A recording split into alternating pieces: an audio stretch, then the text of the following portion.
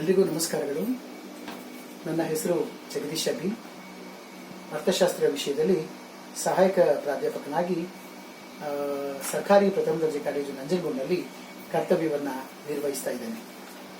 ನನ್ನೆಲ್ಲ ಪ್ರೀತಿಯ ವೀಕ್ಷಕರೇ ಹಾಗೂ ವಿದ್ಯಾರ್ಥಿ ಮಿತ್ರರೇ, ನಾನು ಇಂದು ನಿಮಗೆ 54ನೇ ಸೆಷನ್ನಲ್ಲಿ ಡಾಕ್ಟರ್ VKRV ರಾವ್ ರವರಿಗೆ ಸಂಬಂಧಪಟ್ಟಂತಹ ಬಹಳ ಪ್ರಮುಖವಾದಂತಹ ಆರ್ಥಿಕ ಪರಿಭಾವನೆಗಳನ್ನು ಚರ್ಚಿಸ್ತಾ ಇದ್ದೇನೆ. ಸೊ ಅದರಲ್ಲಿ important ideas, national income methodology ಅನ್ನುವಂಥದ್ದು ಇವತ್ತಿನ ಒಂದು ಟಾಪಿಕ್. ಅದರ ಜೊತೆಗೆ ಅವರ ಆರ್ಥಿಕ ಇನ್ನಿತರ ಒಂದು ಭಾವನೆಗಳನ್ನು ಕೂಡ ಇವತ್ತು ನಾನು ಈ ಸೆಷನ್ನಲ್ಲಿ ನಿಮ್ಮ ಜೊತೆಯಲ್ಲಿ ಹಂಚಿಕೊಳ್ತಾ ಇದ್ದೇನೆ. ಪ್ರೀತಿಯ ವಿದ್ಯಾರ್ಥಿ ಮಿತ್ರರೇ, ಡಾಕ್ಟರ್ VKRV ರಾವ್ ರವರ ಈ ಆರ್ಥಿಕ ಪರಿಭಾವನೆಗಳನ್ನ ನಾವು ಒಂದೊಂದಾಗಿ ತಿಳ್ಕೊಳ್ಳೋದಾದ್ರೆ, ಮೊದಲನೇದಾಗಿ ರಾಷ್ಟ್ರೀಯ ವರಮಾನದ ಅಂದಾಜಿನ ವಿಧಾನ ಅನ್ನುವಂಥದ್ದು, ನ್ಯಾಷನಲ್ ಇನ್ಕಮ್ ಮೆಥಡಾಲಜಿ ಅನ್ನುವಂಥದ್ದನ್ನ ನಾನು ನಿಮಗೆ ಹೇಳ್ಕೊಡ್ತಾ ಇದ್ದೇನೆ.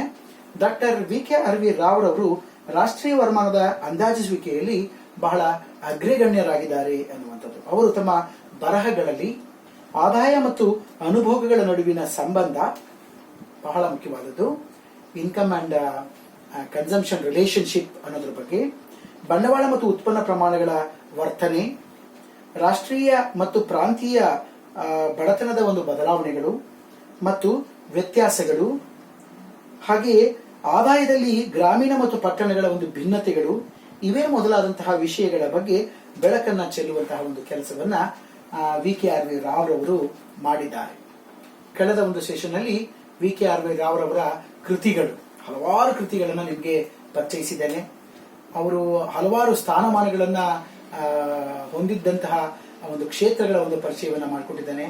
ಅವರನ್ನ ಅರಸಿ ಬಂದಂತಹ ಹಲವಾರು ಒಂದು ಪ್ರಶಸ್ತಿಗಳ ಮತ್ತೆ ಸ್ಕಾಲರ್ಶಿಪ್ಗಳ ಬಗ್ಗೆನೂ ಕೂಡ ನಿಮ್ಗೆಲ್ಲವನ್ನು ಕೂಡ ತಿಳಿಸ್ಕೊಟ್ಟಿದ್ದಾರೆ. ಬಹಳ ಮೇಧಾವಿಯಾಗಿರ್ತಕ್ಕಂಥ ಒಬ್ಬ ಅರ್ಥಶಾಸ್ತ್ರದ ಒಂದು ಕ್ಷೇತ್ರದಲ್ಲಿ ಬಹುದೊಡ್ಡ ಹೆಸರನ್ನ ಮಾಡಿರ್ತಕ್ಕಂತಹ ಒಬ್ಬ ಅರ್ಥಶಾಸ್ತ್ರಜ್ಞ ಡಾಕ್ಟರ್ VKRV ರಾವ್ ರವರು ಅಂತಂದ್ರೆ ತಪ್ಪಾಗ್ಲಿಕ್ಕಿಲ್ಲ.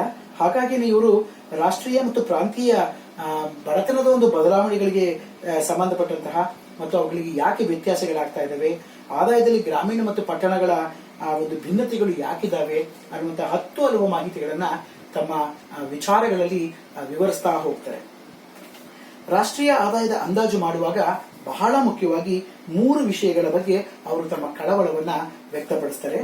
ಅದರಲ್ಲಿ ಮೊದಲನೇದು ಯಾವುದು ಅಂತಂದ್ರೆ, ಮಾರಾಟ ಮಾಡಲಾದ ಮತ್ತೆ ವಿನಿಮಯ ಮೌಲ್ಯದಿಂದ ನಿಷ್ಪನ್ನವಾದ ಉತ್ಪನ್ನದ ಬಹುಭಾಗವು ಅಭಿವೃದ್ಧಿ ಹೊಂದಿದ ದೇಶಗಳಲ್ಲಿ ದಾಖಲಾಗುವುದೇ ಇಲ್ಲ. ಎಷ್ಟೋ ಅಭಿವೃದ್ಧಿ ಹೊಂದಿದ ದೇಶಗಳಲ್ಲಿ ತಾವು ಏನೆಲ್ಲ ಮಾರಾಟ ಮಾಡಲಂತಹ ವಸ್ತುಗಳ ಒಂದು ಬಿಕರಿಯಾದಂತಹ ವಸ್ತುಗಳಿದ್ದಾವೆ, ಅವುಗಳ ಒಂದು ನಿಷ್ಪನ್ನವಾದಂತಹ ಒಂದು ಭಾಗದ ಪ್ರಮಾಣ ಎಷ್ಟು ಅನ್ನುವಂಥದ್ದು ದಾಖಲಾಗೋದೇ ಇಲ್ಲ. ಮತ್ತು ಅನಭಿವೃದ್ಧಿ ದೇಶಗಳಲ್ಲಿ ಇದರ ಪ್ರಮಾಣ ಕಡಿಮೆಯಾಗಿದೆ ಅನ್ನುವಂಥದ್ದನ್ನ ಇವರು ತಮ್ಮ ರಾಷ್ಟ್ರೀಯ ವರಮಾನದ ಅಂದಾಜಿಸುವಿಕೆಯಲ್ಲಿ ಅದನ್ನು ಗುರುತಿಸಿದ್ದಾರೆ ಎನ್ನುವಂಥದ್ದು. ಎರಡನೇದಾಗಿ, ಅಭಿವೃದ್ಧಿ ಹೊಂದಿದ ದೇಶಗಳಲ್ಲಿ ರಾಷ್ಟ್ರೀಯ ಆದಾಯ ಗಣನೀಯ ಪಾಲು ಅಂತಿಮ ಸರಕುಗಳ ಪರಿಹಾರದ ರೂಪದಲ್ಲಿ ವೆಚ್ಚವನ್ನ ಪ್ರತಿನಿಧಿಸುತ್ತವೆ ಅನ್ನುವಂಥದ್ದು. ಅಂತಿಮ ಸರಕುಗಳು ಅಂತಂದ್ರೆ ಫಿನಿಶಿಂಗ್ ಗೂಡ್ಸ್. ರಾಷ್ಟ್ರೀಯ ವರಮಾನವನ್ನ ಅಭ್ಯಸಿಸುವಾಗ ನಾವು ಉದಾಹರಣೆಗೆ ಕಚ್ಚಾ ವಸ್ತುವಿನ ಮೌಲ್ಯವನ್ನು ಗಣನೆ ತೆಗೆದುಕೋಬೇಕಾ ಅಥವಾ ಸಿದ್ಧ ವಸ್ತುವಿನ ಮೌಲ್ಯವನ್ನು ಗಣನೆ ತೆಗೆದುಕೋಬೇಕಾ ಅಂತ. ಉದಾಹರಣೆಗೆ ಕಬ್ಬಿನ ಮೌಲ್ಯವನ್ನು ಗಣನೆ ತೆಗೆದುಕೊಂಡ್ರೆ ಸಕ್ಕರೆಯ ಉತ್ಪಾದನೆಯನ್ನು ಗಣನೆ ತೆಗೆದುಕೊಳ್ಳೋದಿಲ್ಲ. ಕಬ್ಬಿನ ಮೌಲ್ಯವನ್ನು ತೆಗೆದುಕೊಂಡು ಸಕ್ಕರೆಯ ಮೌಲ್ಯವನ್ನು ಗಣನೆ ತೆಗೆದುಕೊಂಡಾಗ ಅಲ್ಲಿ ಡಬಲ್ ಕೌಂಟಿಂಗ್ ಆಗುತ್ತೆ. ಸೊ ಈ ತರದ ಒಂದು ಸಾಮಾನ್ಯ ಸಮಸ್ಯೆಗಳು ಅವತ್ತಿನ ಕಾಲದಲ್ಲಿ ಆಗ್ತಾ ಇದ್ವು. ಹಾಗಾಗಿ ಅಂತಿಮ ಸರಕುಗಳ ಪರಿಹಾರದ ರೂಪದಲ್ಲಿ ವೆಚ್ಚವನ್ನು ಪ್ರತಿನಿಧಿಸ್ತಾ ಇದ್ರು ಅವರು. ಯಾವುದೇ ರೀತಿಯ ಕಚ್ಚಾ ವಸ್ತುಗಳ ಒಂದು ಪರಿಗಣನೆಯನ್ನು ಮಾಡ್ತಾ ಇರಲಿಲ್ಲ ಅನ್ನುವಂಥ ಮಾತುಗಳನ್ನ VKRV ರವರು ಹೇಳ್ತಾರೆ. ಮೂರನೇದಾಗಿ, ಸರ್ಕಾರಿ ವೆಚ್ಚಗಳ ಮೌಲ್ಯಗಳನ್ನ ಅಂದಾಜು ಮಾಡಲು ವೈಜ್ಞಾನಿಕ ಆಧಾರಗಳಿರುವುದಿಲ್ಲ. ಸರ್ಕಾರ ಏನೆಲ್ಲ ವೆಚ್ಚಗಳನ್ನು ಮಾಡುತ್ತೆ, ಪಬ್ಲಿಕ್ ಎಕ್ಸ್ಪೆಂಡಿಚರ್ ಅಂತ ಏನ್ ಕರಿತೀವಿ, ಇವುಗಳನ್ನ ಮೌಲ್ಯ ಮಾಡೋದಕ್ಕೆ ನಮಗೆ ಯಾವುದೇ ರೀತಿಯ ಒಂದು ಸೈಂಟಿಫಿಕ್ ಮೆಥಡ್ಸ್ ಅನ್ನುವಂಥದ್ದು ನಮಗೆ ಇರೋದಿಲ್ಲ ಅನ್ನುವಂಥದ್ದು. ಸೊ ಏಕೆಂದ್ರೆ ಎಲ್ಲ ವೆಚ್ಚವು ಮಾರಾಟ ಯೋಗ್ಯವಾದ ಅಥವಾ ವಾಣಿಜ್ಯ ಸಂಬಂಧಿ ಮೌಲ್ಯವನ್ನು ಅವು ಪಡೆದಿರುವುದಿಲ್ಲ ಎಂಬುದಾಗಿ ಇವರು ತಮ್ಮ ಕಳವಳವನ್ನ ವ್ಯಕ್ತಪಡಿಸ್ತಾರೆ ಎನ್ನುವಂಥದ್ದು. VKRV ರಾವ್ ರವರಿಗಿಂತ ಮೊದಲಿನ ಒಂದು ಅರ್ಥಶಾಸ್ತ್ರಜ್ಞರು ಏನು ರಾಷ್ಟ್ರೀಯ ವರಮಾನವನ್ನ ಅಂದಾಜು ಮಾಡಿದ್ರು, ಆ ಎಲ್ಲ ಅರ್ಥಶಾಸ್ತ್ರಜ್ಞರು ಭಾರತದ ಬಡತನಕ್ಕೆ ಪ್ರಮುಖವಾದಂತಹ ಒಂದು ಕಾರಣ, ಅಥವಾ ಭಾರತದ ಒಂದು ರಾಷ್ಟ್ರೀಯ ವರಮಾನವನ್ನು ಅಂದಾಜು ಮಾಡುವಾಗ ಬಡತನವನ್ನ ಪ್ರಮುಖವಾದಂತಹ ಒಂದು ಗುರಿಯಾಗಿಟ್ಟುಕೊಂಡು ಅವರು ಈ ದೇಶದ ಒಂದು ರಾಷ್ಟ್ರೀಯ ವರಮಾನದ ಅಂದಾಜನ್ನು ಮಾಡುವಂತಹ ಒಂದು ಪ್ರಯತ್ನವನ್ನು ಮಾಡಿದ್ರು. ಮತ್ತು ಭಾರತದ ಎಲ್ಲ ಈ ಬಡತನ ಒಂದು ರಾಷ್ಟ್ರೀಯ ವರಮಾನದ ಹಿಂದುಳಿಯುವಿಕೆಗೆ ಒಂದು ಕಾರಣ ಯಾರು ಅಂತಂದ್ರೆ ಅದು ಬ್ರಿಟಿಷರೇ ಅನ್ನುವಂತಹ ಒಂದು ನಿಟ್ಟಿನಲ್ಲಿ ಅವರು ಅವರ ಮೇಲೆ ತಪ್ಪುಗಳನ್ನು ತೋರಿಸ್ತಾ ಇದ್ರು. ಆದ್ರೆ VKRV ರಾವ್ ರವರು ರಾಷ್ಟ್ರೀಯ ಆದಾಯದ ಅಂದಾಜನ್ನ ಶುದ್ಧವಾದ ಒಂದು ವೈಜ್ಞಾನಿಕ ಕಸರತ್ತು ಎಂಬುದಾಗಿ ಅದನ್ನ ಪರಿಗಣಿಸಿದ್ದಾರೆ. ಮಿಕ್ಕ ಎಲ್ಲ ಅರ್ಥಶಾಸ್ತ್ರಜ್ಞರು ಬ್ರಿಟಿಷರ ಒಂದು ಕಾರಣವನ್ನು ತೋರಿಸಿ ಭಾರತದ ಒಂದು ಬಡತನದ ಆಧಾರದ ಮೇಲೆ ಅವರು ರಾಷ್ಟ್ರೀಯ ವರಮಾನವನ್ನು ಮಾಪನ ಮಾಡಿದ್ದಾರೆ. ಆದ್ರೆ ಇವರು ಶುದ್ಧವಾದ ಒಂದು ವೈಜ್ಞಾನಿಕ ಕಸರತ್ತು ಇದು ರಾಷ್ಟ್ರೀಯ ವರಮಾನದ ಅಂದಾಜು ಅನ್ನುವಂಥ ಮಾತುಗಳನ್ನು ಹೇಳ್ತಾ ಇವರು ಮಿಕ್ಕದವರು ಎಲ್ರಿಗಿಂತೂ ಕೂಡ ಈ ವಿಚಾರದಲ್ಲಿ ತುಂಬಾ ಶ್ರೇಷ್ಠರಾಗ್ತಾರೆ ಅನ್ನುವಂಥ ಮಾತುಗಳನ್ನ ನಾವಿಲ್ಲಿ ಹೇಳಬಹುದು. ಎರಡನೇದಾಗಿ VKRV ರಾವ್ ರವರ ಮತ್ತೊಂದು ಆರ್ಥಿಕ ಪರಿಕಲ್ಪನೆ ಅಂತಂದ್ರೆ ಅದು ಬಡತನದ ಸಮಸ್ಯೆ. ಅದನ್ನು ನಾವು ಪ್ರಾಬ್ಲಮ್ ಆಫ್ ಪಾವರ್ಟಿ ಅಂತ ನಾವಿಲ್ಲಿ ಹೇಳ್ಬೋದು. VKRV ರಾವ್ ರವರು ಅಲ್ಪ ತಲಾ ಆದಾಯ ಮತ್ತು ಅಪೌಷ್ಟಿಕತೆಯು ತೀವ್ರ ಬಡತನವನ್ನ ಪ್ರತಿಬಿಂಬಿಸುತ್ತದೆ ಎಂಬುದಾಗಿ ಹೇಳ್ತಾರೆ. ಅಲ್ಪ ತಲಾ ಆದಾಯ ಮತ್ತು ಅಪೌಷ್ಟಿಕತೆಗಳು ಒಂದು ದೇಶದಲ್ಲಿ ಜಾಸ್ತಿ ಇದ್ರೆ ಅದು ತೀವ್ರವಾದಂತಹ ಒಂದು ಬಡತನವನ್ನ ಪ್ರತಿಬಿಂಬಿಸುತ್ತೆ ಅನ್ನುವಂಥ ಮಾತುಗಳನ್ನು ಹೇಳ್ತಾರೆ. ಇದಕ್ಕೆ ಕಾರಣಗಳೆಂದರೆ ಕೆಲವೊಂದು ಕಾರಣಗಳನ್ನು ಕೂಡ ಅವರು ಕೊಡ್ತಾರೆ. ಆ ಕಾರಣಗಳು ಯಾವುದು ಅಂತಂದ್ರೆ ಮೊದಲನೇದು ಭೂ ಛಿದ್ರೀಕರಣ ಮತ್ತು ಭೂ ವಿಭಜನೆಗಳು ಹಾಗೂ ಮಿತವ್ಯಯಕಾರಿ ಅಲ್ಲದಂತಹ ಒಂದು ಭೂ ಹಿಡುವಳಿಗಳು. ಅಲ್ಲಿ ಏನೇ ಪ್ರಯತ್ನ ಪಟ್ಟರು ಎಷ್ಟೇ ಖರ್ಚು ಮಾಡಿದ್ರು ಆ ಹಿಡುವಳಿಗಳಿಂದ ಅತ್ಯುತ್ತಮವಾದಂತಹ ಒಂದು ಪ್ರತಿಫಲ ಬರದೇ ಇರತಕ್ಕಂಥದ್ದು ಇಲ್ಲಿ ಪ್ರಮುಖವಾದಂತಹ ಒಂದು ಬಡತನದ ಕಾರಣ ಎಂಬುದಾಗಿ ಇವರು ಅದನ್ನ ಹೇಳ್ತಾರೆ. ಮತ್ತು ಎರಡನೇದು ಬೆಳೆಗಳಿಗೆ ಅಲ್ಪ ಮಟ್ಟದ ನೀರಿನ ಸೌಲಭ್ಯ. ಒಂದು ಬೆಳೆಗೆ ಈಗ ಕಬ್ಬಿನ ಒಂದು ಉತ್ಪಾದನೆಗೆ ಇಷ್ಟು ನೀರು ಬೇಕು ಅಂತ ಇದೆ, ಭತ್ತದ ಉತ್ಪಾದನೆಗೆ ಇಷ್ಟು ನೀರು ಬೇಕು ಅಂತ ಇದೆ, ಮತ್ತೆ ಕೆಲವೊಂದು ಕಮರ್ಷಿಯಲ್ ಕ್ರಾಪ್ಗಳಿಗೆ ಇಷ್ಟು ನೀರು ಬೇಕು ಅಂತ ಇದೆ.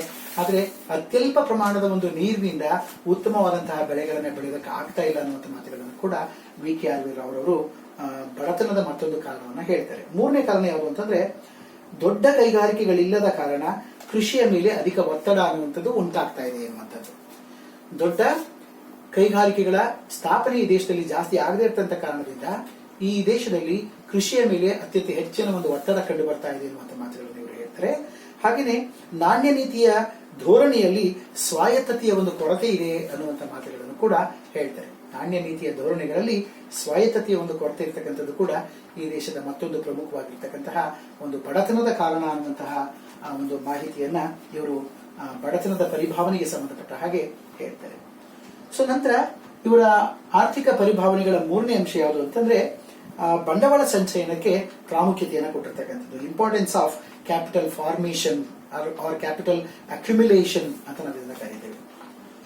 ಸೊ ಭಾರತದಲ್ಲಿ ಭೂಮಿ ಮತ್ತು ಶ್ರಮದ ಅಲ್ಪ ಉತ್ಪಾದಕತೆಯಿಂದ ಬಂಡವಾಳದ ಕೊರತೆ ಅನ್ನುವಂಥದ್ದು ಉಂಟಾಗಿದೆ ಎನ್ನುವಂಥದ್ದನ್ನ ಹೇಳ್ತಾರೆ. ಅಂದ್ರೆ ಭಾರತದಲ್ಲಿ ಭೂಮಿ ಮತ್ತು ಶ್ರಮದ ಅಲ್ಪ ಉತ್ಪಾದಕತೆ, ಈ ಭೂಮಿಯ ಫಲವತ್ತತೆಯೂ ಕಡಿಮೆ, ಅದರ ಉತ್ಪಾದನೆಯೂ ಕಡಿಮೆ, ಮತ್ತು ಶ್ರಮಿಕರಿಗೆ ಶಿಕ್ಷಣ ಮತ್ತು ತರಬೇತಿ ಕೊರತೆಗಳ ಒಂದು ಕಾರಣದಿಂದಾಗಿ ಅವರ ಶ್ರಮಿಕತೆಯ ಒಂದು ಉತ್ಪಾದಕತೆ ಕಡಿಮೆ ಇರತಕ್ಕಂಥ ಒಂದು ಕಾರಣದಿಂದಾಗಿ ಈ ದೇಶದಲ್ಲಿ ಬಂಡವಾಳದ ಒಂದು ಕ್ರೋಢೀಕರಣ ಕಡಿಮೆ ಆಗ್ತಾ ಇದೆ. ಬಂಡವಾಳದ ಕ್ರೋಢೀಕರಣಕ್ಕೆ ಬಹಳ ಮುಖ್ಯವಾಗಿ ಬೇಕಿರ್ತಕ್ಕಂಥದ್ದು ಯಾವುದು ಅಂತಂದ್ರೆ ಆದಾಯ ಹೆಚ್ಚಾಗಿದ್ರೆ ಉಳಿತಾಯಗಳು ಹೆಚ್ಚಾಗ್ತವೆ.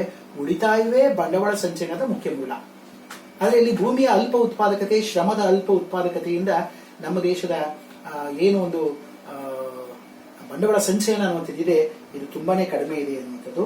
ಒಂದು ದೇಶದ ಆರ್ಥಿಕ ಅಭಿವೃದ್ಧಿಗೆ ದೊಡ್ಡ ಪ್ರಮಾಣದ ಬಂಡವಾಳದ ಸಂಚಯನದ ಅವಶ್ಯಕತೆ ಇದೆ ಅನ್ನುವಂಥ ಮಾತುಗಳನ್ನು ಕೂಡ ಹೇಳ್ತಾರೆ. ಸೊ ಇಲ್ಲಿ ಏನ್ ನಾವು ಅರ್ಥ ಮಾಡ್ಕೊಳ್ಬೇಕು ಅಂತಂದ್ರೆ ಯಾವ ರೀತಿಯಾಗಿ ಭೂಮಿಯ ಉತ್ಪಾದಕತೆಯನ್ನ, ಶ್ರಮದ ಉತ್ಪಾದಕತೆಯನ್ನ ಹೆಚ್ಚು ಮಾಡಬೇಕು, ಅದರ ಮುಖಾಂತರ ಯಾವ ರೀತಿಯಾಗಿ ಬಂಡವಾಳವನ್ನು ನಾವು ಕ್ರೋಢೀಕರಿಸಬೇಕು ಅನ್ನುವಂಥ ಮಾತುಗಳನ್ನು ಬಹಳ ಸೂಕ್ಷ್ಮವಾಗಿ ಹೇಳುವಂತ ಒಂದು ಕೆಲಸವನ್ನ VKRV ರಾವ್ ರವರು ಮಾಡಿದ್ದಾರೆ ಅನ್ನುವಂಥದ್ದನ್ನ ಹೇಳಬಹುದು. ಸೊ ನಂತರ ನಾಲ್ಕನೇದಾಗಿ ಆರ್ಥಿಕಾಭಿವೃದ್ಧಿಯ ಧ್ಯೇಯೋದ್ದೇಶಗಳು. ಆರ್ಥಿಕಾಭಿವೃದ್ಧಿಯ ಧ್ಯೇಯೋದ್ದೇಶಗಳು ಏನು ಅನ್ನುವಂಥದ್ದು, objectives of the economic development ಅನ್ನೋದ್ರ ಬಗ್ಗೆ ಇವರ ವಿಚಾರಗಳು ಏನು ಅನ್ನುವಂಥದ್ದು ತಿಳ್ಕೊಳ್ಳೋಣ. ಡಾಕ್ಟರ್ VKRV ರಾವ್ ರವರು ಹೇಳುವಂತೆ ಜೀವನ ಮಟ್ಟದ ಹೆಚ್ಚಳ, ಸ್ಟ್ಯಾಂಡರ್ಡ್ ಆಫ್ ಲಿವಿಂಗ್ ಅನ್ನುವಂಥದ್ದು ಹೆಚ್ಚಾಗಬೇಕಾದ್ರೆ ಮತ್ತು ಪೂರ್ಣೋದ್ಯೋಗ ಸಾಧನೆಯೇ ಆರ್ಥಿಕ ಅಭಿವೃದ್ಧಿಯ ಉದ್ದೇಶವಾಗಿದೆ ಅನ್ನುವಂಥದ್ದು. What is the object of our economic development ಅಂತಂದ್ರೆ there are two aspects is very important. One is what we called full employment and another one is standard of living. So ಜೀವನ ಮಟ್ಟ ಅನ್ನುವಂಥದ್ದು ಉತ್ತಮವಾಗಬೇಕು ಮತ್ತು ಈ ದೇಶದ ಉದ್ಯೋಗವನ್ನು ಬಯಸುವಂತಹ ಪ್ರತಿಯೊಂದು ಕೈಗಳಿಗೂ ಕೂಡ ಉದ್ಯೋಗ ಸಿಗುವ ಹಾಗೆ ಪೂರ್ಣೋದ್ಯೋಗವನ್ನ ಕಂಡುಕೊಳ್ಳುವಂತಹ ಒಂದು ದಿಕ್ಕಿನಲ್ಲಿ ದೇಶ ಮುಂದುವರಿಬೇಕು ಅನ್ನುವಂಥದ್ದು ಈ ಎರಡು ಉದ್ದೇಶಗಳು ಆರ್ಥಿಕಾಭಿವೃದ್ಧಿಯ ಒಂದು ಧ್ಯೇಯೋದ್ದೇಶ ಆಗಿದೆ ಅನ್ನುವಂಥ ಮಾತುಗಳನ್ನ ಇವರು ಕೂಡ ಹೇಳ್ತಾರೆ. ಇದರ ಸಾಧನೆಗಾಗಿ ದೇಶದ ನೈಸರ್ಗಿಕ ಸಂಪನ್ಮೂಲಗಳು ಸಾಧನೆ ಹೇಗಾಗತ್ತೆ, ಈ ದೇಶ ಪೂರ್ಣೋದ್ಯೋಗದ ಕಡೆಗೆ ಹೇಗೆ ಹೋಗುತ್ತೆ, ಈ ದೇಶದ ಜನರ ಜೀವನ ಮಟ್ಟ ಹೆಚ್ಚಾಗಬೇಕು ಅಂದ್ರೆ ಏನ್ ಮಾಡಬೇಕು ಅನ್ನೋ ವಿಚಾರಗಳನ್ನ ಅವರೇ ಹೇಳ್ತಾ ಇದ್ದಾರೆ. ಸೊ ಅದೇನು ಅಂತಂದ್ರೆ ನೈಸರ್ಗಿಕ ಸಂಪನ್ಮೂಲಗಳು ಏನ್ ದೇಶದಲ್ಲಿದ್ದಾವೆ ಅವುಗಳನ್ನ, ಮಾನವ ಸಂಪನ್ಮೂಲಗಳನ್ನ, ಇಂಧನ ಮತ್ತು ಬಂಡವಾಳವನ್ನ ದಕ್ಷವಾಗಿ ಬಳಸಿಕೊಳ್ಳಬೇಕು. ನಾವು ಯಾವಾಗಲೂ ಹೇಳ್ತಾ ಇರ್ತೀವಿ, India is a very rich country, inhabitedly poor peoples ಅಂತ. ಭಾರತ ದೇಶ ಬಡ ಜನರಿಂದ ಕೂಡಿರ್ತಕ್ಕಂತಹ ಒಂದು ಶ್ರೀಮಂತ ದೇಶ. ಈ ದೇಶದಲ್ಲಿ ಶ್ರೀಮಂತಿಕೆ ಇದೆ, ದಕ್ಷವಾದಂತಹ ಎಲ್ಲ ನೈಸರ್ಗಿಕ ಸಂಪನ್ಮೂಲಗಳಿದ್ದಾವೆ. ಆದರೆ ಅವುಗಳನ್ನು ಸರಿಯಾಗಿ ಬಳಸ್ಕೊಳ್ಳೋದಕ್ಕೆ ನಮ್ಮ ದೇಶದಲ್ಲಿ ಸಾಧನ ಸಂಪನ್ಮೂಲಗಳನ್ನ ಬಳಸ್ಕೊಳ್ಳೋದಕ್ಕೆ ಬಂಡವಾಳದ ಕೊರತೆಯನ್ನ ಈ ದೇಶದಲ್ಲಿ ಕಾಣ್ತೇವೆ ಮತ್ತು ಇಚ್ಛಾಶಕ್ತಿಯ ಕೊರತೆ ಕೂಡ ಇದೆ. ಮನಪೂರ್ವಕವಾದಂತಹ ಒಂದು ಪ್ರವೃತ್ತಿಗಳಲ್ಲಿ ನಮ್ಮಲ್ಲಿ ಬದಲಾವಣೆಗಳು ಅಷ್ಟಾಗಿ ಕಂಡು ಬರ್ತಾ ಇಲ್ಲ. ಧನಾತ್ಮಕವಾದಂತಹ ಮನೋಪ್ರವೃತ್ತಿಗಳಲ್ಲಿನ ಬದಲಾವಣೆಗಳು ಈ ದೇಶದ ಸಂಪನ್ಮೂಲಗಳನ್ನ ಅತ್ಯುತ್ತಮವಾದಂತಹ ರೀತಿಯಲ್ಲಿ ಬಳಸಿಕೊಂಡು ನಾವು ದಕ್ಷತೆನ ಕಂಡುಕೊಳ್ಳೋದಕ್ಕೆ ಸಾಧ್ಯ ಆಗುತ್ತೆ ಎನ್ನುವಂಥ ಮಾತುಗಳನ್ನ ಇವರು ಹೇಳ್ತಾರೆ. ಜೆ.ಎಂ. ಕೇನ್ಸ್ ರವರ ಪ್ರತಿಪಾದಿಸಿರ್ತಕ್ಕಂತಹ ಪೂರ್ಣೋದ್ಯೋಗದ ಸಿದ್ಧಾಂತವನ್ನ ಇವರು ಒಪ್ಕೊಳ್ಳೋದಿಲ್ಲ. ಸೊ ಜೆ.ಎಂ. ಕೇನ್ಸ್ ರವರಿಗೆ ಎಲ್ಲೋ ಒಂದ್ ಕಡೆ ಅವರನ್ನು ವಿರೋಧಿಸ್ತಾರೆ ಇವರು. ಸೊ ಅಭಿವೃದ್ಧಿ ಹೊಂದಿದ ಮತ್ತು ಅಭಿವೃದ್ಧಿಶೀಲ ದೇಶಗಳಲ್ಲಿ ಇರುವ ಐಚ್ಛಿಕ ನಿರುದ್ಯೋಗದ ನಿವಾರಣೆಗೆ ಸರಿಯಾದ ಕ್ರಮಗಳನ್ನ ಜೆ.ಎಂ. ಕೇನ್ಸ್ ರವರ ಸಿದ್ಧಾಂತ ವಿವರಿಸುವುದಿಲ್ಲ ಹಾಗೂ ಉದ್ಯೋಗಿ ಶ್ರಮದ ಉತ್ಪಾದಕತೆಗಳನ್ನ ಸಮರ್ಪಕವಾಗಿ ವಿವರಿಸುವುದಿಲ್ಲ ಎಂಬುದಾಗಿ ಇವರು ಕೇನ್ಸ್ ರವರ ಸಿದ್ಧಾಂತದ ವಿರುದ್ಧವಾಗಿ ವಾದವನ್ನ ಮಾಡುವ ಮುಖಾಂತರ ಆ ಸಿದ್ಧಾಂತದ ಬಗ್ಗೆ ಇರತಕ್ಕಂಥ ದೋಷಗಳನ್ನ ಎತ್ತಿ ತೋರಿಸುವಂತಹ ಒಂದು ಕೆಲಸವನ್ನ ವಿ.ಕೆ.ಆರ್. ರಾವ್ ರವರು ಮಾಡಿದ್ದಾರೆ ಎನ್ನುವಂಥದ್ದು. ಮತ್ತು 5ನೇ ಅಂಶವಾಗಿ ಗ್ರಾಮೀಣ ಕೈಗಾರಿಕೀಕರಣ. ಗ್ರಾಮೀಣ ಕೈಗಾರಿಕೀಕರಣವನ್ನ ರೂರಲ್ ಇಂಡಸ್ಟ್ರಿಯಲೈಸೇಷನ್ ಅಂತ ನಾವು ಇದನ್ನ ಕರಿತೇವೆ. ಸೊ ಗ್ರಾಮೀಣ ಕೈಗಾರಿಕೀಕರಣ ಯೋಜನೆಯಲ್ಲಿ ಗ್ರಾಮೀಣ ಸಮುದಾಯಗಳಿಗೆ ಒಂದು ಘಟಕದಂತೆ ಅವು ಕಾರ್ಯವನ್ನ ನಿರ್ವಹಣೆಯನ್ನ ಮಾಡಬೇಕು. ಆಗ ಅದರ ಅನುಕೂಲತೆಯನ್ನ ಖಂಡಿತವಾಗಿ ಕೂಡ ಈ ದೇಶ ಪಡ್ಕೊಳ್ಳುತ್ತೆ ಎನ್ನುವಂಥದ್ದನ್ನು ಹೇಳ್ತಾರೆ. ಇಡೀ ಗ್ರಾಮೀಣ ಒಂದು ಘಟಕವಾಗಿ ಕೆಲಸ ಮಾಡಬೇಕು. ಸರ್ಕಾರ ಆ ನಿಟ್ಟಿನಲ್ಲಿ ಗ್ರಾಮವನ್ನ ಮೊದಲು ತಯಾರನ್ನ ಮಾಡಿ ಅಲ್ಲಿ ಗ್ರಾಮೀಣ ಕೈಗಾರಿಕೆಗಳನ್ನ ಹುಟ್ಟು ಹಾಕುವಂತ ಒಂದು ಕೆಲಸವನ್ನ ಮಾಡಿದ್ದೆ ಆದ್ರೆ ಆ ದೇಶ ಅಭಿವೃದ್ಧಿ ಆಗತ್ತೆ ಎನ್ನುವುದನ್ನ ಹೇಳ್ಬಹುದು. ಗ್ರಾಮೀಣ ಅರ್ಥವ್ಯವಸ್ಥೆಯನ್ನ ವೈವಿಧ್ಯೀಕರಣಗೊಳಿಸಬೇಕು ಮತ್ತು ಗ್ರಾಮೀಣ ಮೂಲ ಸೌಲಭ್ಯಗಳನ್ನ ವಿಸ್ತರಿಸಬೇಕು ಅನ್ನುವಂಥದ್ದನ್ನ ಹೇಳ್ತಾರೆ. ನಮ್ಗೆ ಇವತ್ತಿಗೂ ಕೂಡ ಎಷ್ಟೋ ಗ್ರಾಮಗಳಿಗೆ ಸಾರಿಗೆ ವ್ಯವಸ್ಥೆಗಳಿಲ್ಲ, ಎಷ್ಟೋ ಗ್ರಾಮಗಳಲ್ಲಿ ಪ್ರಾಥಮಿಕ ಆರೋಗ್ಯ ಕೇಂದ್ರಗಳಿಲ್ಲ, ಪ್ರಾಥಮಿಕ ಒಂದು ಶಾಲೆಗಳ ಒಂದು ಕೊರತೆಯನ್ನು ನಾವು ಇವತ್ತಿನ ಕಾಣ್ತೇವೆ. ಎಷ್ಟೋ ಕಡೆ ಪ್ರಾಥಮಿಕ ಆರೋಗ್ಯ ಕೇಂದ್ರಗಳಿದ್ದಾವೆ, ಡಾಕ್ಟರ್ಸ್ಗಳು ವಾರಕ್ಕೊಂದ್ಸರಿ 15 ದಿನಕ್ಕೊಂದ್ಸರಿ ಹೋಗಿ ಬರ್ತಕ್ಕಂಥ ಕೆಲಸವನ್ನ ಮಾಡ್ತಾ ಇದ್ದಾರೆ. ಡಾಕ್ಟರ್ಸ್ ಅಂತ ಹೇಳಿದಾಗ ನಾನು ತಮಗೆ ಹೇಳಬೇಕಾದಂತ ಒಂದು ಬಹು ಮುಖ್ಯವಾಗಿರ್ತಕ್ಕಂಥ ವಿಷಯ ಅದೇನು ಅಂತಂದ್ರೆ ವೈದ್ಯೋ ನಾರಾಯಣೋ ಹರಿ ಅಂತ ಹೇಳ್ತಾರೆ. ಒಬ್ಬ ರೋಗಿ ಡಾಕ್ಟರ್ನ ಯಾವ ರೀತಿಯಲ್ಲಿ ನೋಡ್ತಾನೆ ಅಂತಂದ್ರೆ ದೇವರ ದೃಷ್ಟಿಯಲ್ಲಿ ನೋಡ್ತಾನೆ. ಆದ್ರೆ ಇವತ್ತಿನ ಸಮಾಜದಲ್ಲಿ ಸರ್ಕಾರಗಳ ತಪ್ಪು ಧೋರಣೆಗಳಿಂದಾಗಿ ಏನಾಗಿದೆ ಅಂತಂದ್ರೆ ವೈದ್ಯಕೀಯ ಸೀಟುಗಳ ಹಂಚಿಕೆ ಹಣದ ಒಂದು ಮೌಲ್ಯದಿಂದ ಅಳೆಯಲ್ಪಡ್ತಾ ಇದೆ. ಕೋಟಿ ಕೋಟಿ ಹಣವನ್ನ ಕೊಟ್ಟು ಮ್ಯಾನೇಜ್ಮೆಂಟ್ ಸೀಟ್ಗಳಲ್ಲಿ ಓದಿರ್ತಕ್ಕಂತಹ ವಿದ್ಯಾರ್ಥಿಗಳು ಅವರು ಸೇವಾ ಮನೋಭಾವನೆಯಿಂದ ಜನರ ಸೇವೆಯನ್ನ ಮಾಡೋದಕ್ಕೆ ಇವತ್ತು ಮುಂದೆ ಬರ್ತಾ ಇಲ್ಲ. ಹಣವನ್ನ ಹೇಗೆ ಮಾಡಬೇಕು, ನಾನು ಕೋಟಿ ಕೊಟ್ಟಿದ್ದಾನೆ, ಆ ಕೋಟಿಯನ್ನು ಹೇಗೆ ಸಂಪಾದನೆ ಮಾಡಬೇಕು. ಅವನು ಸರ್ಕಾರಿ ಆಸ್ಪತ್ರೆಗಳಲ್ಲಿ ಕೆಲಸ ಮಾಡೋದಕ್ಕೆ ಅವನಿಗೆ ಇಚ್ಛೆ ಇಲ್ಲ. ನಾನು ತಮ್ಮೆಲ್ಲರ ಒಂದು ಗಮನಕ್ಕೆ ಸೇರ್ತಕ್ಕಂಥ ಒಂದು ಪ್ರಮುಖವಾದಂಥ ವಿಚಾರ ಅಂತಂದ್ರೆ ಯಾರೇ ಆಗಿರ್ಲಿ ಅವನು MBBS ಪಾಸ್ ಮಾಡಿದ ನಂತರ 5 ವರ್ಷಗಳು ಅವನು ಗ್ರಾಮೀಣ ಒಂದು ಭಾಗಗಳಲ್ಲಿ ಕೆಲಸ ಮಾಡಬೇಕು. ಅದು ಸರ್ಕಾರಿ ಕೆಲಸವೇ ಆಗಲಿ ಅಥವಾ ಖಾಸಗಿ ಕೆಲಸವೇ ಆಗಲಿ ಆ ತರದ ಒಂದು ಒತ್ತಡವನ್ನು ಅವ್ರ ಮೇಲೆ ತರಬೇಕು. ಇಲ್ಲ ಅಂತಂದ್ರೆ ಆ ವೈದ್ಯರ ಒಂದು ಏನು ಸೇವೆಯನ್ನ ಸ್ಥಗಿತಗೊಳಿಸುವಂತಹ ಒಂದು ನಿರ್ಧಾರಕ್ಕೆ ಸರ್ಕಾರ ಬರಬೇಕಾಗತ್ತೆ. ಬಂದ್ರೆ ಬಹಳ ಒಳ್ಳೆಯದು ಅನ್ನುವಂಥದ್ದು. ಭಾರತ ದೇಶ 138 ಕೋಟಿ ಜನಸಂಖ್ಯೆಯನ್ನು ಹೊಂದಿರತಕ್ಕಂಥ ದೇಶ. ಬಹಳ ಅಲ್ಪ ಪ್ರಮಾಣದ 1% ಕೂಡ ಡಾಕ್ಟರ್ಸ್ಗಳಿಲ್ಲ. ಸೊ ಈ ಡಾಕ್ಟರ್ಸ್ಗಳು ಸೇವಾ ಮನೋಭಾವನೆಯನ್ನ ಇವತ್ತು ಹೊಂದಿಲ್ಲ. ಎಲ್ಲೋ ಅಲ್ಲೊಬ್ರು ಇಲ್ಲೊಬ್ರು. ನಾನು ಎಲ್ಲೋ ಒಂದ್ ಕಡೆ ಕೇಳಿದ್ದೆ, ಮಂಡ್ಯ ಜಿಲ್ಲೆನಲ್ಲಿ ಯಾರೊಬ್ಬ ವೈದ್ಯ ಕೇವಲ 20 ರೂಪಾಯಿಗಳ ಒಂದು ಕನ್ಸಲ್ಟೇಷನ್ ಫೀಸ್ ಅನ್ನ ತೆಗೆದುಕೊಂಡು ಅವನು ಮೆಡಿಸಿನ್ಸ್ ಗಳನ್ನ ಕೊಡ್ತಾ ಇದ್ದ ಅನ್ನೋದನ್ನ ನಾನು ಕೇಳ್ಪಟ್ಟಿದ್ದೆ. ಈ ತರದ ವೈದ್ಯರುಗಳ ಒಂದು ಅವಶ್ಯಕತೆ ಇದೆ. ಸೇವಾ ಮನೋಭಾವನೆ ಇಲ್ಲದೆ ಇರತಕ್ಕಂಥವ್ರು ಈ ಒಂದು ಕ್ಷೇತ್ರಕ್ಕೆ ಬರುವಂತಹ ಅವಶ್ಯಕತೆ ಖಂಡಿತವಾಗಿಯೂ ಕೂಡ ಈ ದೇಶದಲ್ಲಿ ಇಲ್ಲ. ಈ ದೇಶದ ಬಡವರ ಪರವಾಗಿ, ಈ ದೇಶದ ಸಾಮಾಜಿಕ ಒಂದು ಕಳಕಳಿಯನ್ನು ಇಟ್ಕೊಂಡು, ಸಾಮಾಜಿಕ ಒಂದು ಸಮಾನತೆಯ ಒಂದು ಉದ್ದೇಶವನ್ನು ಇಟ್ಕೊಂಡು ಕೆಲಸ ಮಾಡುವಂತವರಿಗೆ ಮಾತ್ರವೇ ಇವತ್ತು ಸರ್ಕಾರ ಈ ಮೆಡಿಕಲ್ ಸೀಟ್ಸ್ ಗಳನ್ನ ಕೊಡಬೇಕಾಗಿದೆ. ಮತ್ತು 100% ಮೆಡಿಕಲ್ ಸೀಟ್ಸ್ ಗಳನ್ನ ಸಂಪೂರ್ಣವಾಗಿ ರಾಷ್ಟ್ರೀಕರಣಕ್ಕೆ ಒಳಪಡಿಸಬೇಕು ಅನ್ನುವಂಥದ್ದು ನನ್ನ ಒಂದು ಅನಿಸಿಕೆ. ಇದನ್ನ ಮಾನ್ಯ ಮಾಡಬೇಕು ಅಂತ ನಾನು ಎಲ್ಲರನ್ನೂ ಕೂಡ ಕೇಳ್ಕೊಳ್ತಾ ಇದ್ದೇನೆ. ಯಾಕಂದ್ರೆ ಈ ವೈದ್ಯಕೀಯ ಸೇವೆ ಅಂತ ಇದೆ ಇಲ್ಲಿ, ಬಟ್ ಸೇವೆ ಅನ್ನುವಂಥದ್ದು ನಮ್ಗೆ ಯಾರಿಗೂ ಕೂಡ ಕಾಣಿಸ್ತಾ ಇಲ್ಲ ಅನ್ನುವಂಥದ್ದು ಹೇಳ್ತೇವೆ. ಬಟ್ ಇವತ್ತಿನ ಒಂದು ಪ್ಯಾಂಡಮಿಕ್ ಸಿಚುವೇಶನ್ ಅಲ್ಲಿ ವೈದ್ಯರು, ಒಂದಷ್ಟು ಹಾಸ್ಪಿಟಲ್ಗಳು, ಸರ್ಕಾರಗಳು ಮುಂಚೂಣಿಯಲ್ಲಿ ಏನು ಒಂದು ವಾರಿಯರ್ಸ್ಗಳು ಇವತ್ತು ಏನು ಕೆಲಸ ಮಾಡ್ತಾ ಇದ್ರೆ, ಅದು ನಾವು ಅವರ ಸೇವೆಯನ್ನ ವರ್ಣಿಸೋದಕ್ಕೆ ಪದಗಳೇ ಕೂಡ ಸಾಲಲ್ಲ. ಆದ್ರೆ ಇಲ್ಲೂ ಕೂಡ ಕೆಲವೊಂದು ಲಾಭದಾಯಕತ್ವದ ಒಂದು ದೃಷ್ಟಿಯಿಂದ ಸೇವೆ ಅನ್ನುವಂತಹ ದೃಷ್ಟಿಯ ತದ್ವಿರುದ್ಧವಾಗಿ ಕೆಲಸ ಮಾಡ್ತಕ್ಕಂಥ ನೂರಾರು ಮನಸ್ಸುಗಳನ್ನು ಕೂಡ ನಾವು ಇವತ್ತು ಕಾಣ್ತಾ ಇದ್ದೀವಿ ಅನ್ನುವಂಥದ್ದನ್ನ ಹೇಳ್ತೇವೆ. ಸೊ ಹಾಗಾಗಿ ಸರ್ಕಾರ ಈ ನಿಟ್ಟಿನಲ್ಲಿ ಒಳ್ಳೆ ಒಂದು ಸ್ಟೆಪ್ಸ್ ಗಳನ್ನ ತೆಗೆದುಕೊಳ್ಳಿ ಅನ್ನುವಂತ ಒಂದು ಮಾತನ್ನು ಕೂಡ ತಮ್ಮ ಬಳಿಯಲ್ಲಿ ಹೇಳ್ತಾ ಇದ್ದೇನೆ. ಸೊ ಆರನೇದಾಗಿ ಯುದ್ಧ ಕಾಲದ ಆರ್ಥಿಕ ನೀತಿಗಳು, ಅದ್ರ ಬಗ್ಗೆನೂ ಕೂಡ VKRV ರಾವ್ ಅವರು ತಿಳಿಸ್ಕೊಡ್ತಾರೆ. ಸೊ ಯುದ್ಧದ ಸಂದರ್ಭ ಬಂದಂತಹ ಒಂದು ಕಾಲದಲ್ಲಿ ಆ ಟೈಮ್ನಲ್ಲಿ ಯಾವ ತರದ ಒಂದು ಆರ್ಥಿಕ ನೀತಿಗಳು ಬೇಕು. ಡಾಕ್ಟರ್ VKRV ರಾವ್ ಅವರ ಪ್ರಕಾರ ಇವರು ಕೆಲವು ಸಲಹೆಗಳನ್ನ ಕೊಡ್ತಾರೆ. ಇಂತಹ ಯುದ್ಧದ ಒಂದು ಕಾಲಗಳಲ್ಲಿ ದೇಶವು ಸಂಪನ್ಮೂಲಗಳಿಗೆ ಸಂಬಂಧಿಸಿದಂತೆ ತೀವ್ರವಾದ ಒತ್ತಡಗಳನ್ನ ಎದುರಿಸ್ತಾ ಇರುತ್ತೆ. ಈ ಅವಧಿಯಲ್ಲಿ ಉತ್ಪಾದನೆ ಅಲ್ಪ ಮಟ್ಟದಲ್ಲಿರುತ್ತದೆ ಮತ್ತು ನಾಗರಿಕ ಸರಕುಗಳ ಕೊರತೆ ಇರುತ್ತದೆ. ಸೊ ಹಣದುಬ್ಬರದ ಒತ್ತಡಗಳು ಕೂಡ ಇರ್ತವೆ. ಇವುಗಳ ನಿವಾರಣೆಗೆ ಒಳ್ಳೆಯ ಕೆಲವೊಂದು ಸಲಹೆಗಳನ್ನು ಇವರು ನೀಡಿರ್ತಾರೆ. ಆ ಸಲಹೆಗಳು ಯಾವ್ಯಾವು ಅಂತಂದ್ರೆ, ಆರ್ಥಿಕ ಸಂಪನ್ಮೂಲಗಳನ್ನ ಪೂರ್ಣವಾಗಿ ಕ್ರೋಢೀಕರಿಸುವ ಮೂಲಕ ಉತ್ಪಾದನೆಯನ್ನ ಗರಿಷ್ಠ ಮಟ್ಟಕ್ಕೆ ಹೆಚ್ಚಿಸುವುದು ಅಂತ. ಎಷ್ಟೋ ಸಾರಿ ಸರ್ಕಾರ ಕ್ರೋಢೀಕರಣದ ಕೆಲಸವನ್ನ ಸರಿಯಾಗಿ ಮಾಡೋದಿಲ್ಲ.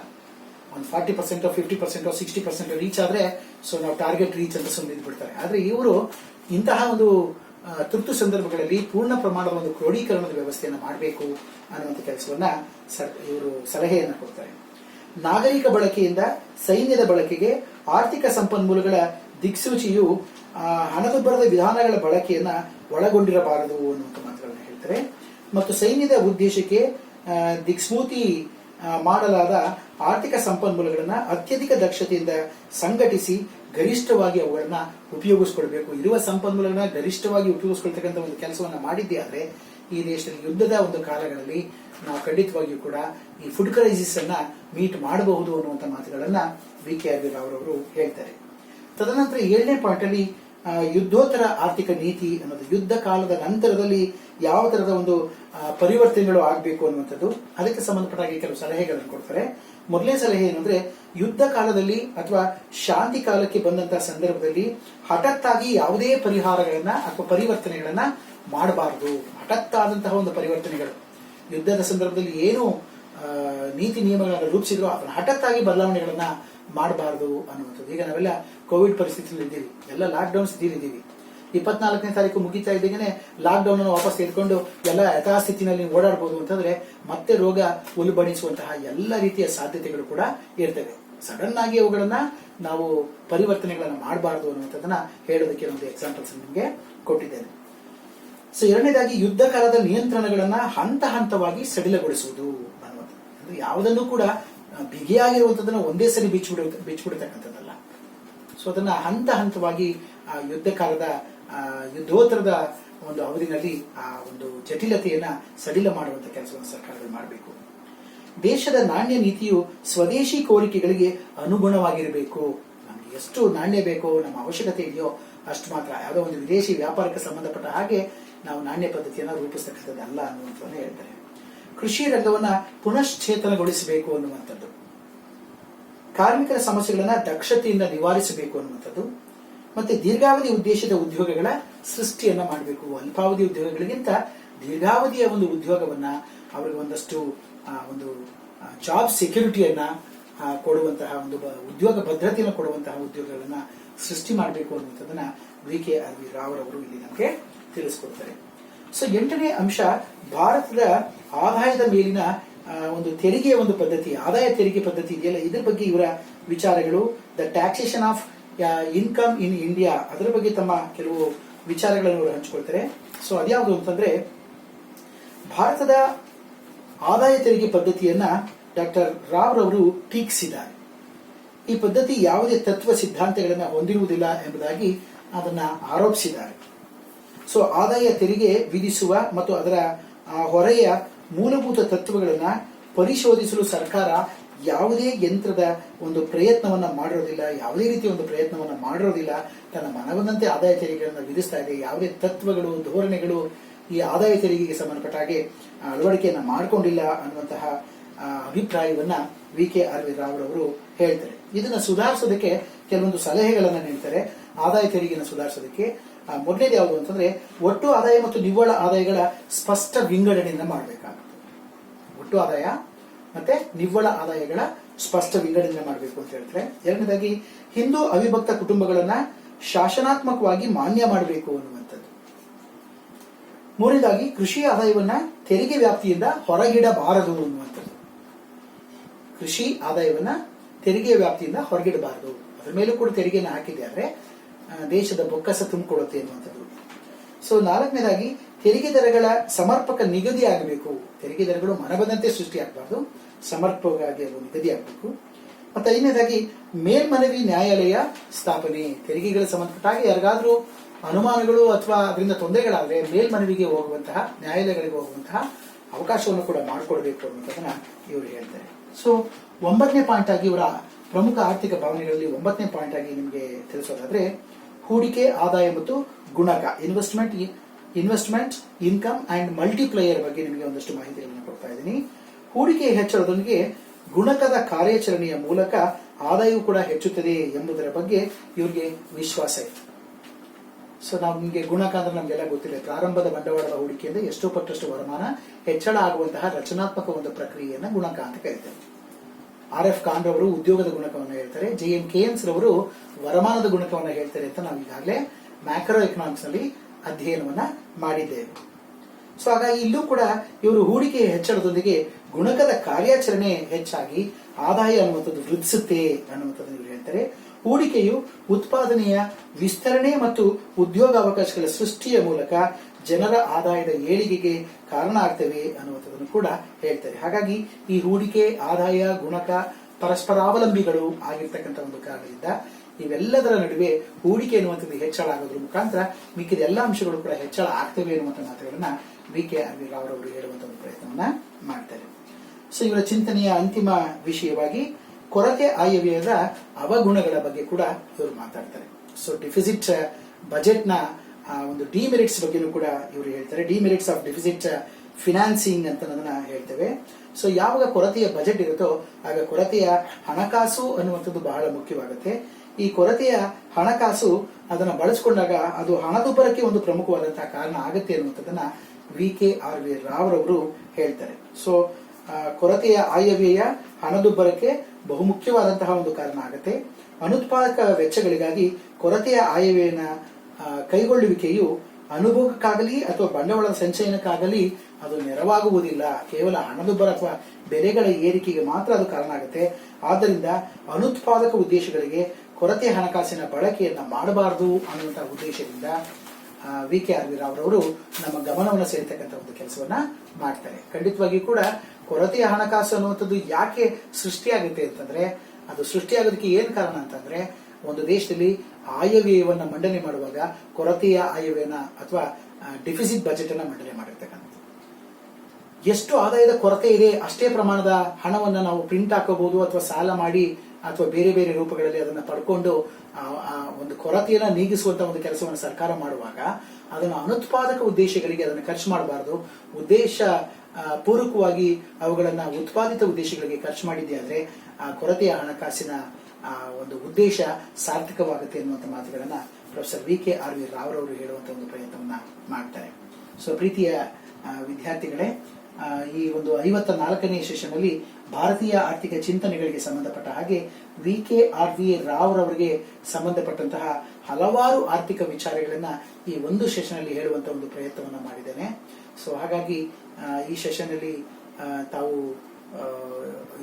ಎಷ್ಟೆಲ್ಲ ಮಾಹಿತಿಗಳನ್ನು ತಿಳ್ಕೊಂಡಿದ್ರಿ ಅದನ್ನ ಮತ್ತೆ ಮತ್ತೆ ನೀವು ಸ್ಟಡಿ ಮೆಟೀರಿಯಲ್ಸ್ಗಳನ್ನು ನೋಡೋದ್ರ ಮುಖಾಂತರ PPTಗಳನ್ನು ನೋಡೋದ್ರ ಮುಖಾಂತರ ಮತ್ತು MCQಗಳು ಮಲ್ಟಿಪಲ್ ಚಾಯ್ಸ್ ಕ್ವೆಶನ್ಸ್ಗಳನ್ನು ನೋಡೋದ್ರ ಮುಖಾಂತರ ಇನ್ನು ಹೆಚ್ಚಾಗಿ ನಿಮ್ಮ ಜ್ಞಾನಾರ್ಜನೆಯನ್ನು ಮಾಡಿಕೊಳ್ಳಿ ಅಂತ ಹೇಳ್ತಾ ಈ ಒಂದು ವಿಷಯವನ್ನ ತಮ್ಮ ಮುಂದೆ ಹಂಚಿಕೊಳ್ಳೋದಕ್ಕೆ ತಾವೆಲ್ಲರೂ ಕೂಡ ಅವಕಾಶವನ್ನ ಮಾಡಿಕೊಟ್ಟಿದ್ದೀರಿ. ಹಾಗಾಗಿ ತಮ್ಮೆಲ್ಲರಿಗೂ ಕೂಡ ಕಾಲೇಜು ಶಿಕ್ಷಣ ಇಲಾಖೆಯ ಪರವಾಗಿ ಹಾಗೂ ನನ್ನ ವೈಯಕ್ತಿಕವಾಗಿ ತಮ್ಮೆಲ್ಲರಿಗೂ ಕೂಡ ತುಂಬ ಹೃದಯದ ಧನ್ಯವಾದಗಳನ್ನು ಅರ್ಪಣೆ ಮಾಡ್ತಾ ಇದ್ದೇನೆ. ನಮಸ್ಕಾರಗಳು.